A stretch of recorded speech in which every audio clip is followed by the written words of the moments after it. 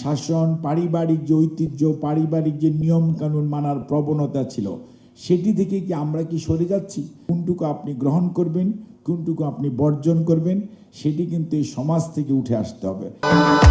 ভবিষ্যৎ হোক নিরাপদ, বিনিয়োগ হোক বিশ্বস্ত, আর আমার পছন্দ সল্ট বে।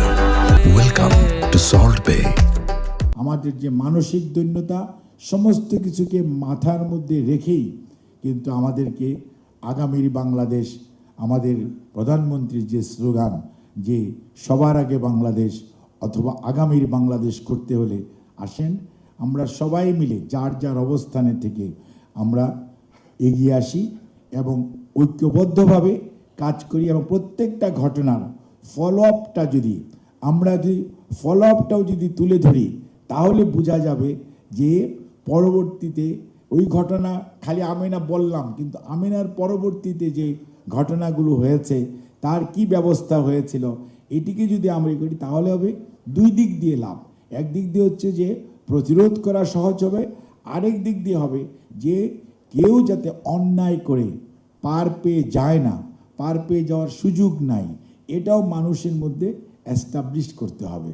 তাহলে আইনের প্রতি মানুষের শ্রদ্ধাবোধ আসবে, মানুষের অধিকার, একজন আরেকজনের অধিকারের প্রতি এবং নারীর প্রতি যে রেসপেক্ট, সেই রেসপেক্ট আপনাকে যত কথাই আমরা বলি না কেন, আমাদের পরিবারের মধ্যে আমরা বা আপনারা যখন ছোট ছিলেন সেই সময় আমাদের মধ্যে যে পরিমিত বোধ ছিল, আমাদের মধ্যে যে পারিবারিক যে শাসন, পারিবারিক যে ঐতিহ্য, পারিবারিক যে নিয়ম কানুন মানার প্রবণতা ছিল, সেটি থেকে কি আমরা কি সরে যাচ্ছি? সেটি থেকে কি আমাদেরকে মডার্ন এডুকেশন বা ইন্টারনেটের যুগ কি দূরে টেনে নিয়ে যাচ্ছে? এগুলো কিন্তু যারা সমাজবিজ্ঞানী আছে, এগুলো কিন্তু রিসার্চের বিষয়।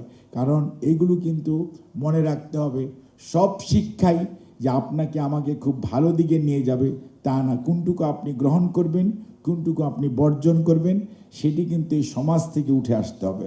সেই পরামর্শ কিন্তু আপনাদের কাছ থেকেও আসতে হবে।